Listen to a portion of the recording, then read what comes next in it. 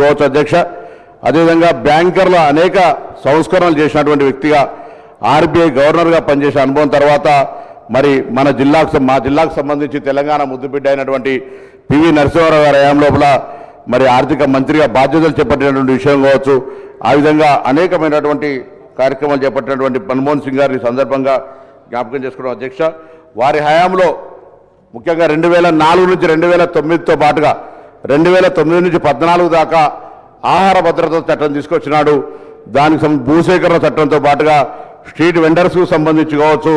అదేవిధంగా OBC parliamentary కమిటీని ఏర్పాటు చేసిన అధ్యక్ష. ఇందులో ఓబీసీ పార్లమెంటరీ కమిటీ సభ్యుడిగా, ఆహార భద్రతకు సంబంధించిన సభ్యుడిగా అనేక రకాలుగా వారితో కలిసి పనిచేసేటువంటి అవకాశం వచ్చింది. ఆ సందర్భంలో దేశం మొత్తం మోడల్ స్కూల్స్ వ్యవస్థను ఏర్పాటు చేసిన అధ్యక్ష. మన రాష్ట్రంలో ఆ రోజు 1142 మండలాలు ఉంటే 340 మోడల్ స్కూల్స్ వచ్చినాయి. ఒక్కొక్కటి 4 కోట్ల రూపాయలతోటి.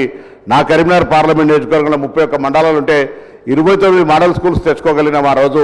ఆ విధంగా మోడల్ స్కూల్స్ వ్యవస్థను వారికి అంతకుముందు పివి నరసింహారావు చెప్పినటువంటి నవోదయ విద్యాలయాలు, కేంద్రీయ విద్యాలయాలు ఏ విధంగానైతే తీసుకొచ్చినారో మరి మన్మోహన్ సింగ్ గారు హయాం లోపల మోడల్ స్కూల్స్ వచ్చి అవి జూనియర్ కాలేజ్ దాకా వచ్చి ఈరోజు విద్యకు సంబంధించి ప్రతి మండల కేంద్రంలో ఒక విద్యను అందించేటువంటి విధంగా ఎదిగినాయి అధ్యక్ష.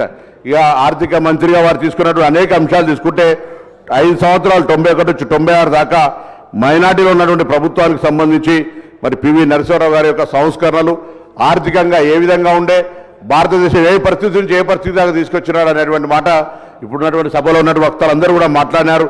ఆ రోజు ఉన్నటువంటి పరిస్థితులలో మరి మనం వాస్తవంగా మీరు మంత్రిగా ప్రమాణ స్వీకారం చేయడానికి రావాలని పివి నరసింహారావు గారు పంపితే వారంతా సీరియస్గా తీసుకోపోతే మరి మన్మోహన్ సింగ్ గారిని పివి నరసింహారావు గారు ఆదేశించి మంచి బట్టలు వేసుకొని మీరు ఆయనకి రావాలని చెప్తే అప్పుడు వారు ఆ ప్రధానమంత్రిగా ఆదేశాన్ని తీసుకొని మంత్రిగా ప్రమాణ స్వీకారం చేసి ఇంతకుముందు చెప్పినట్టుగా రాజకీయాలకు సంబంధం లేకున్నప్పటికీ కూడా ఒక నిపుణుడిగా, ఆర్థిక నిపుణుడిగా ఈరోజు ఈ కార్యక్రమాలు తీసుకొచ్చినటువంటి మన్మోహన్ సింగ్ గారు మనకు ఆర్థిక మంత్రిగా, దాని తదుపరి ప్రధానమంత్రిగా అయినటువంటి సందర్భం లోపల మరి ఈరోజు మనం అందరం జ్ఞాపకం చేసుకుంటా ఉన్నాం.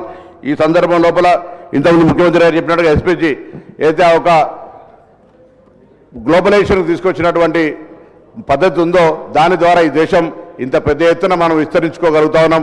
ఆర్థికంగా మనం ముందుకు పోతున్నటువంటి సందర్భం లోపల మరి ఇవన్నీ మననం చేసుకుంటున్నామనే మాట మనం చేస్తూ వారు అన్నిటికంటే ఎక్కువ ఉపాధి హామీ చట్టం, దాంతో పాటుగా ప్రభుత్వం నిర్ణయాలకు సంబంధించి ఎవరైనా పారదర్శకంగా ఆ నిర్ణయం మీద సమాచారం తెలుసుకునేటువంటి రైట్ టు ఇన్ఫర్మేషన్ యాక్ట్.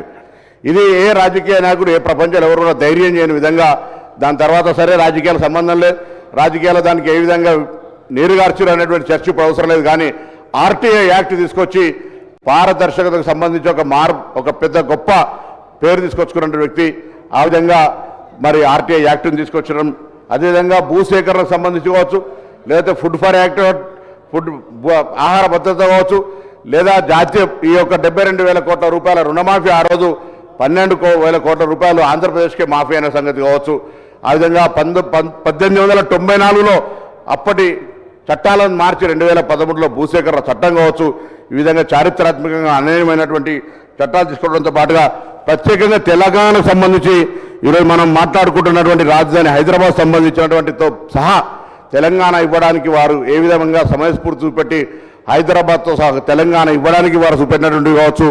ఆ రోజు మనకు సంబంధించిన మెట్రో రైలు కావచ్చు, లేదా హైదరాబాద్లో ఉన్నటువంటి ఆనాడు ఔటర్ రింగ్ రోడ్డుకు సంబంధించి మరి ప్రపంచ బ్యాంక్ నిధులతోటి ఇవ్వడం కావచ్చు. ఈ విధంగా ప్రతి హైదరాబాద్ నగరానికి సంబంధించిన అభివృద్ధి విషయం లోపల కూడా తెలంగాణ అభివృద్ధికి సంబంధించిన విషయం లోపల వారు ఒక్కొక్క గొప్ప విషయం అనేది మాట సందర్భంగా మార్చేస్తూ మరి వ్యూహాత్మక దృక్పథం, రాజకీయ ధైర్యం లేకుండా భారతదేశ అపూర్వ సహకారం సాధ్యమయ్యేది కాదు అని మన్మోహన్ సింగ్ గారు లేకుంటే సాధ్యమయ్యేది కాదని అమెరికా అధ్యక్షుడు జో బైడెన్ గారు అన్నారు. అదేవిధంగా భారత తన ప్రముఖ కుమారులు ఒకరిని కోల్పోయిందని ఆఫ్ఘనిస్తాన్ మాజీ అధ్యక్షుడు హమీద్ కర్నాయ్ గారు కూడా తెలిపారు. ఈ విధంగా ప్రపంచం మొత్తంగా వారి మరణం పట్ల తీవ్ర సంతాపాన్ని వ్యక్తం చేసినటువంటి సంతాపం. 33 ఏళ్ళు రాజ్యసభ సభ్యుడిగా వివిధ సందర్భాల్లో భారతదేశానికి సంబంధించిన రాజకీయ జీవితాల్లో సేవ చేసినప్పుడు మొన్న కూడా 90 సంవత్సరాల వయసులో కూడా వీల్ చైర్లో వచ్చి కూడా రాజ్యసభలో ఒక సందర్భం అయితే ప్రజాస్వామ్యాన్ని కాపాడడానికి ఓటేసినటువంటి వ్యక్తి వయసుతో సంబంధం లేకుండా ఎప్పుడు, ఎందుకంటే 5 సంవత్సరాలు అనేక సందర్భాల్లో తెలంగాణ ఉద్యమానికి సంబంధించి అది ఉభయ సభలను ఉద్దేశించి రాష్ట్రపతి ప్రసంగించే సభ కావచ్చు, లేదా ఇంకొక సభ కావచ్చు, అనేక సందర్భాల్లో తెలంగాణ కావాలని ఆనాడు పార్లమెంట్ సభ్యులందరం మరి మాట్లాడే సందర్భం, ఉద్యమించే సందర్భం లోపల అనేక సందర్భాల్లో ప్రధానమంత్రిగా వారు మమ్మల్ని పిలిచి అనేక కోర్ కమిటీ అప్పుడు ఉండేటువంటి ఒక నలుగురు సభ్యుల మరి ముఖ్య నాయకులకు సంబంధించి అనేక సందర్భాల్లో తెలంగాణ ఏర్పాటు పట్ల వారు ఒక సానుకూలమైన వైఖరి అవలంబించేవారు. ఆ విధంగా 5 సంవత్సరాలు మేము వారితో కలిసి వారి దగ్గర ఎందుకంటే యువకులుగా రాజకీయాల్లో ప్రజాస్వామ్య విలువల్ని, ప్రజాస్వామ్యం ఏ విధంగా ఉండాలి అనేటువంటి మాటలను నేర్చుకోవడం కాకుండా ప్రజా సమస్యలను ఏ విధంగా మాట్లాడాలి, ప్రజా సమస్యలకు ఏ విధంగా ఇది అత్యున్నతమైనటువంటి పార్లమెంటు వేదికను ఏ విధంగా వినియోగించుకోవాలనేటువంటి మార్గదర్శకత్వం చేసినటువంటి వ్యక్తి అనే మాట సందర్భంగా మనం చేస్తాం అధ్యక్ష. వారు ప్రధానమంత్రి గారు పివి నరసింహారావు గారు ఉన్నప్పుడు ఆ యొక్క గ్రామం వంగరకు ప్రాతినిధ్యం వహిస్తారని చెప్పినప్పుడు తప్పకుండా ఈ ప్రాంతం అభివృద్ధి కావాలనే ఆలోచనతో కూడా అనేక సందర్భాల్లో సహకారం ఉండేటువంటి వారు ఆశీర్వచనంతో జిల్లాలో కరీంనగర్తో పాటుగా సిరిసిల్లలో 2 కేంద్రీయ విద్యాలయాలు తెచ్చుకోగలిగారు. అదేవిధంగా అనేక కార్యక్రమాలు మరి ప్రత్యేకించి నియోజకవర్గమే కాదు తెలంగాణ అభివృద్ధికి కూడా ఆ రోజు పార్లమెంట్ ఎంపీల కన్వీనర్గా ఉండి అందరం కూడా కలిసి తెలంగాణ ప్రయోజనాలకు సంబంధించి అనేక కార్యక్రమాలు తీసుకొచ్చేవారు.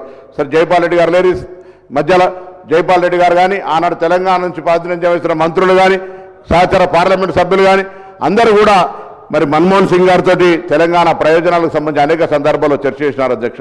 ఏది ఏమైనా దయచేసి ఇలా ఈ సందర్భంగా రాజకీయాలు మాట్లాడకపోతే బాధ కలిగించింది. రాజకీయాలకు సంబంధం అంటే ఇలా ఒక మాట వాళ్ళకు జవాబు చెప్పేటువంటి ఒక చిన్న వర్గం మాత్రమే సంస్కారం లేక నమస్కారం చేస్తే ప్రతి నమస్కారం చేయని వాళ్ళు కూడా ఉన్నటువంటి వాళ్ళు ఇలా మన్మోహన్ సింగ్ లాంటి వ్యక్తి గురించి మాట్లాడుతుంటే తప్పనిపిస్తుంది సార్. మన్మోహన్ సింగ్ గారు ఇంకే సందర్భమైనా కూడా దయచేసి మన్మోహన్ సింగ్ గారికి సంబంధించి సంతాప తీర్మానం పెట్టుకొని వారిని గౌరవిస్తూ ఈ సభ తెలంగాణ రాష్ట్ర ఏర్పాటులో వారికి పాత్రను, వారి యొక్క చొరవ, వారు ఆ రోజు రాజ్యసభలో బిల్ పాస్ కాకుండా ఉంటుంటే వెంకయ్య నాయుడు గారిని అదేవిధంగా అద్వానీ గారిని బ్రేక్ఫాస్ట్కి పిలిచి ఈ తెలంగాణ బిల్లు ఏర్పాటు ఆవశ్యకత ఉన్నది, రాజ్యాంగ సవరణలు చేస్తే తిరిగి పార్లమెంటుకు పంపాల్సి వస్తుంది, ఇబ్బంది అవుతుందని చర్చల ద్వారా పోయి పార్లమెంటులో ఒక ప్రకటన చేసి తెలంగాణ ఏర్పాటు కొరకు ఒక బాధ్యత నిర్వహించినటువంటి వ్యక్తి సందర్భంగా మనం జ్ఞాపకం చేసుకోవాలి. అటువంటి వ్యక్తికి సంబంధించి రాజకీయాలు ఎన్నెన్నో ఉండొచ్చు, దీని తదుపరి మళ్ళీ అనేక రకాలుగా రాజకీయ ఫోరాలలో మాట్లాడుకుంటాం కావచ్చు.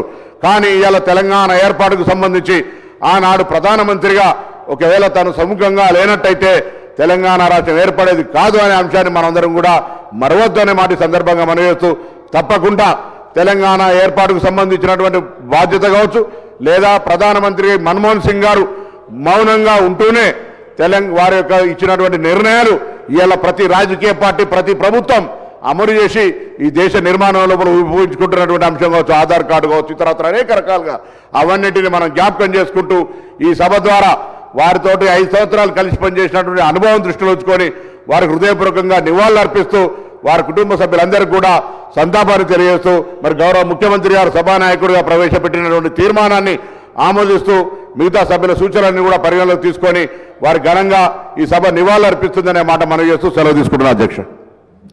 గౌరవ మంత్రివర్యులు కోమటిరెడ్డి వెంకటరెడ్డి గారు. అధ్యక్ష, ఈరోజు గౌరవ